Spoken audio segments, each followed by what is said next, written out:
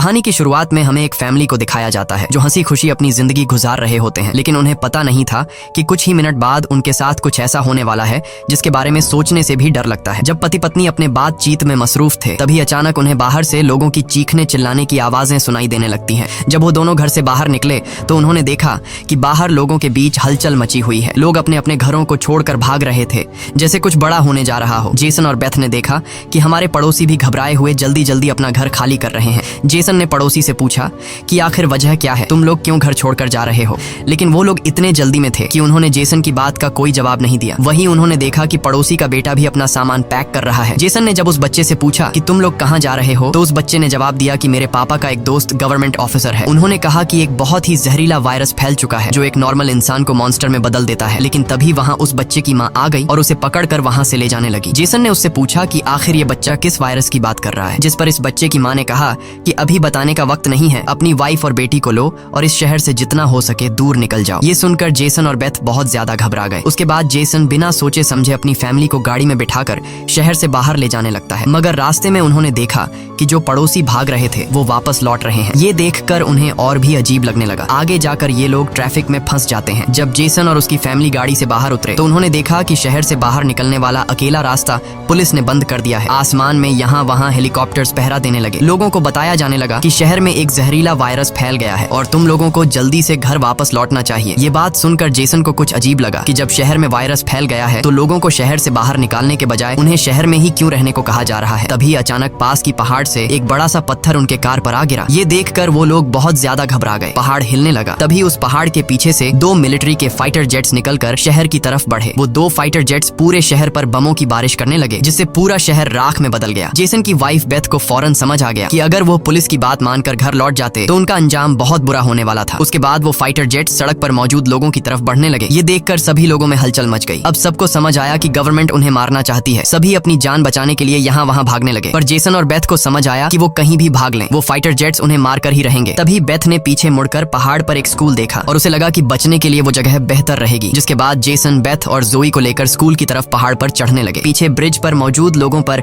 Fighter jets बम गिराने लगे। ये तीनों तेजी से दौड़ते हुए स्कूल तक पहुंच जाते हैं और खुशकिस्मती से वहां उन्हें एक टनल मिल जाता है और बम धमाके से कुछ ही सेकंड पहले वो जल्दी से उस टनल में घुस जाते हैं। जैसे ही बंकर का दरवाजा बंद हुआ ऊपर एक जोरदार धमाका हुआ, लेकिन खुशकिस्मती से ये लोग बंकर के नीचे थे और इनकी जान बच गई। मगर इनके लिए हैरानी की बात ये थी कि आखिर ये कौन सा वायरस था कि गवर्नमेंट को शहर के सभी लोगों को मारना पड़ा। वो लोग कुछ भी नहीं समझ पा रहे थे। बस उन्हें ये पता चल चुका था कि अगर जिंदा रहना है तो चुपचाप बंकर में जिंदगी गुजारो। लेकिन इनके लिए परेशानी की बात ये थी कि आखिर ये लोग यहाँ कब तक जिंदगी गुजारेंगे और उन्हें पेट भरने के लिए खाने पीने का क्या करना होगा। अच्छी बात ये थी कि वहाँ ढेर सारा एक्सपायरी खाना रखा हुआ था जो 3 लोगों के लिए काफी लंबे समय तक चल सकता था। जेसन की वाइफ बेथ बहुत ज्यादा परेशान थी। वह अपनी बेटी जोई के बारे में सोचने लगती है कि अगर ये बीमार हो गई तब इसका क्या करेंगे। और बेथ दरवाजा बंद करते समय उसका हाथ भी लग गया था जिसमें काफी गहरी चोट आई थी। वो दोनों इस बात को लेकर भी घबरा रहे थे कि कहीं इस जहरीले वायरस ने उनकी बॉडी पर भी अटैक न कर लिया हो। मगर अभी ये सोचने का वक्त नहीं था। उन्हें अब इस बंकर को सेफ बनाना था ताकि ऊपर बंकर का दरवाजा कोई खोल न सके। जेसन ने लोहे की जंजीर से बंकर का दरवाजा मजबूती से बंद कर दिया और तय किया कि अब उन्हें यहीं पर छिपकर जिंदगी गुजारनी है। लेकिन जमीन के नीचे रहने का जीवन आसान नहीं था। हर दिन वही एक जैसा खाना, पीने के लिए कीचड़ से भरा हुआ पानी और खाली समय में वह ताश खेलते। बाहर की दुनिया से उनका पूरी तरह से कनेक्शन कट चुका था। कई दिनों तक यहाँ रहने के बाद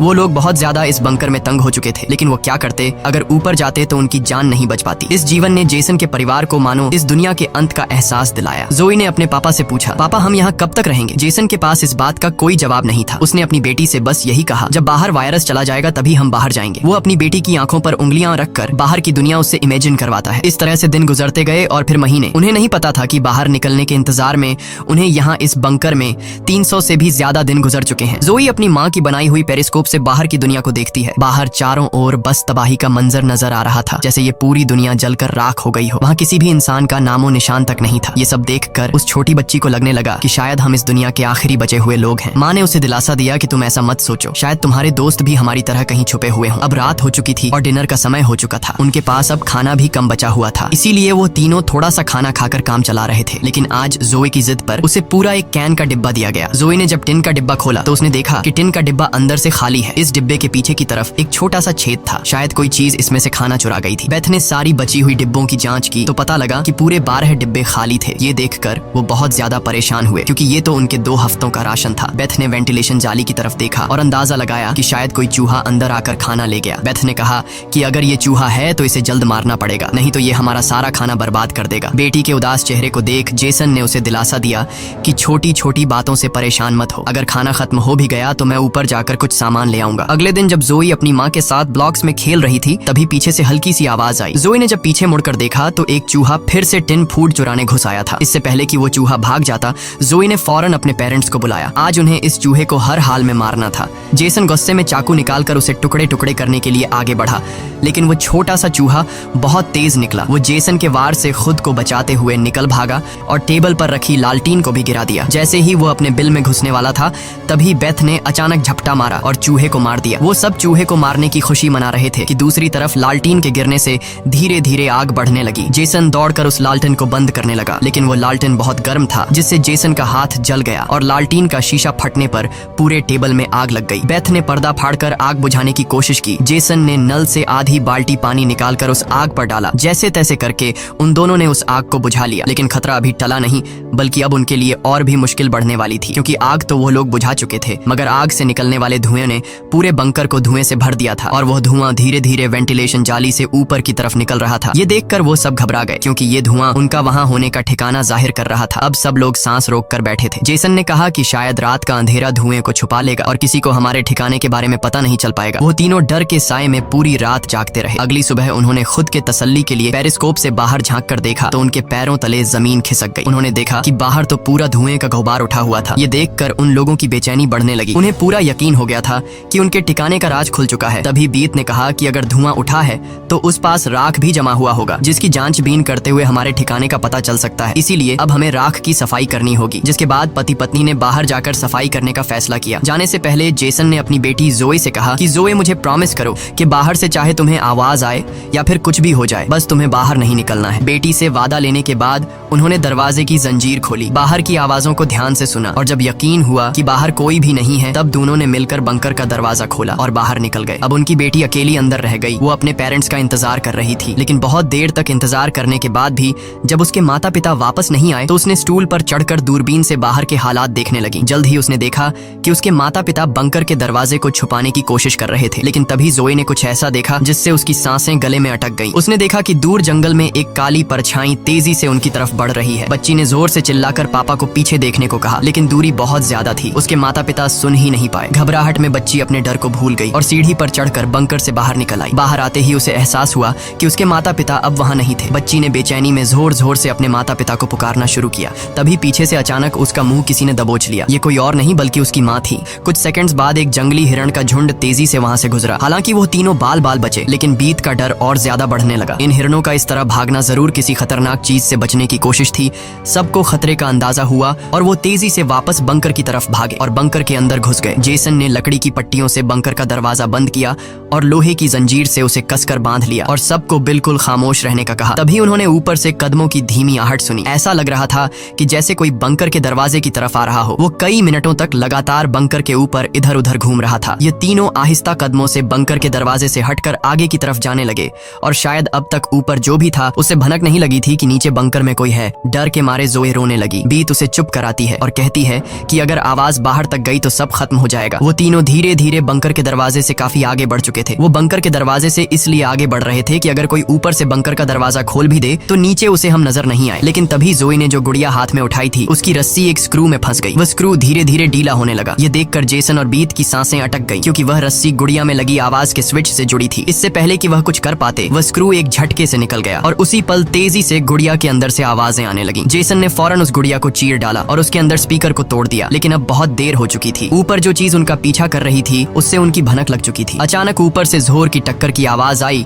और फिर भारी कदमों की गूंज सीधा बंकर के दरवाजे के ऊपर रुक गई। उसने आखिरकार उनका ठिकाना ढूंढ ही लिया और उसे खोलने की कोशिश करने लगा। वह बंकर के ढक्कन को जोर से धकेल रहा था और जंजीरों से बंद होने के बावजूद खतरा साफ महसूस हो रहा था और ऊपर के राक्षस को पता चल चुका था कि जरूर नीचे कोई मौजूद है। हालांकि वह दरवाजा मजबूत जंजीरों से बंद था, लेकिन उस चीज की भयानक ताकत के सामने वह जंजीरें एक एक करके टूटने लगी। यह देखकर जेसन को पता चल चुका था कि दरवाजा अब ज्यादा देर टिक नहीं पाएगा, इसलिए वो तेजी से अंदर भागा और वाटर पंप का पाइप उखाड़ने लगा। यहाँ बेथ ने भी हिम्मत दिखाई और सीढ़ी पर चढ़कर अपने शरीर का वजन इस्तेमाल करते हुए चैन को खींचकर दरवाजा बंद रखने की कोशिश करने लगी, लेकिन फिर भी लोहे का ढक्कन धीरे धीरे खुलने लगा। तभी उसी वक्त दरवाजे के ऊपर एक काला साया नजर आया, जिसकी आंखें एक बल्ब जैसी चमक रही थीं, जैसे उन तीनों की मौत ऊपर से उनको देख रही हो। जेसन ने बिना सोचे पाइप से उस पर हमला कर दिया, जिससे वो पीछे गिर पड़ा। जेसन ने जल्दी से वो पाइप दरवाजे में फंसाकर दरवाजे को बंद कर दिया और वो चीज वहां से भाग जाती है। लेकिन जेसन का शरीर अब भी बुरी तरह कांप रहा था। वह कभी सोच भी नहीं सकता था कि बाहर की दुनिया में न सिर्फ बेरहम सोल्जर्स थे, बल्कि खतरनाक राक्षस भी घूम रहे थे। वह पूरा परिवार सीढ़ियों के पास मायूस बैठ जाता है, क्योंकि अब उनका ठिकाना उजागर हो चुका था। अब किसी भी वक्त उन पर हमला हो सकता था और उन्हें इस बात का अंदाजा भी हो चुका था कि इस बार तो एक आया था, लेकिन अगली बार जब वो आएंगे तो उनकी तादाद काफी ज्यादा होगी और हम उनके सामने कुछ नहीं कर पाएंगे। थोड़ी देर बाद अचानक अलमारी हिलने लगी। जेसन और बेथ समझ गए कि उसने अपने बाकी साथियों को भी बुला लिया है। ऊपर से तेज कदमों की आवाजें सुनाई देने लगी, मानो हजारों जीव उनके सिर पर दौड़ रहे हों। फिर वह सभी बंकर के दरवाजे पर इकट्ठा हो गए। उनके डर से नीचे जेसन, बेथ और जोए कांप रहे थे। तभी उन्होंने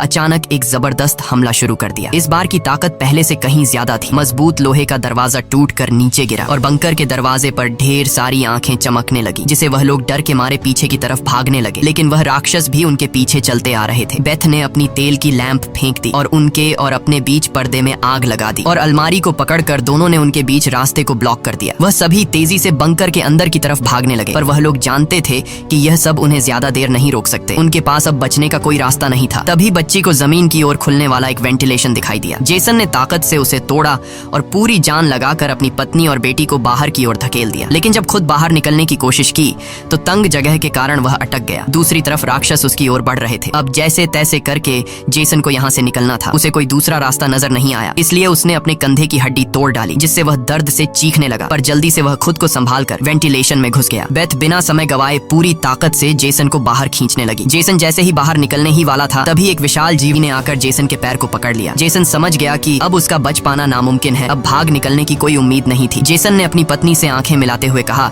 कि जो भी हो जाए जोए को कुछ नहीं होने देना, और अगले ही पल वह राक्षस उसे बंकर में खींच लेता है। लेकिन जेसन बंकर में राक्षस से डरने के बजाय उनसे कहता है कि आओ देखता हूँ तुम में कितना दम है। बेथ और जोए ने जब नीचे देखा तो बंकर में से तेज चीखने की आवाजें आ रही थीं। बेथ समझ गई कि उसका पति उन्हें भागने का समय देने के लिए लड़ रहा है। वह दर्द में भी अपनी बेटी को लेकर वहां से निकल पड़ी और राक्षस से बचते हुए वह काफी दूर आए। लेकिन भागते भागते उन्हें कुछ अजीब महसूस हुआ। उन्होंने देखा कि जो हाईवे बाहर की दुनिया तक खुलता था, अब वहाँ ऊंची दीवार खड़ी थी, यानी अब इस शहर से कोई भी बाहर नहीं निकल सकता है। तभी वहाँ हेलीकॉप्टर दूर से उड़ता हुआ आया। जब बेथ ने पीछे मुड़कर देखा तो वह एक आर्मी हेलीकॉप्टर था। वह हेलीकॉप्टर तेजी से उनके पास आकर उन पर अपनी तेज स्पॉटलाइट चमकाई। ये दोनों जैसे ही वहाँ से भागने वाले थे, तभी ऊपर से उन पर एक बड़ा जाल आ गिरा, जिसमें ये दोनों फंस गए। वह दोनों हर एक संभव तरीके से जाल से खुद को छुड़ाने की कोशिश करने लगी, लेकिन जाल ने इन दोनों को बुरी तरह से जकड़ लिया था। बेथ ने जाल की जाली के बीच से देखा कि कुछ हरी आंखों वाले काले साए उनके पास आ रहे हैं। तभी यहाँ हमें कहानी का असल राज मालूम हुआ। ये जो बंदूक थामे पीली आंखों वाले लोग,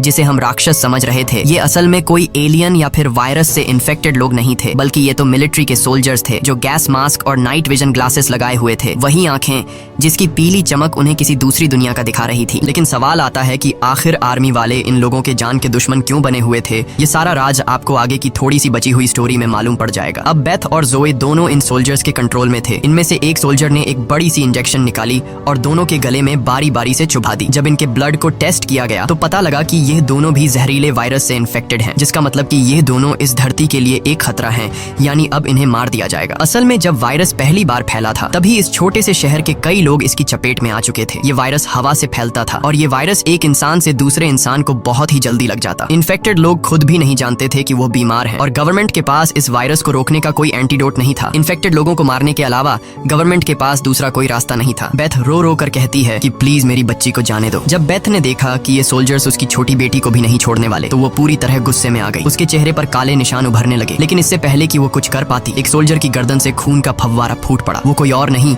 बल्कि मौत से लौट कर आया जेसन था। दरअसल बंकर में जेसन मरा नहीं, बल्कि वहाँ वो खुद पर कंट्रोल खोकर वहाँ सभी सोल्जर्स को मार डाला। उस वक्त वो बहुत ज्यादा गुस्से में था। चेहरे पर काले निशान और आंखें गुस्से से लाल थीं और उसके जिस्म की ताकत कई गुना बढ़ चुकी थी।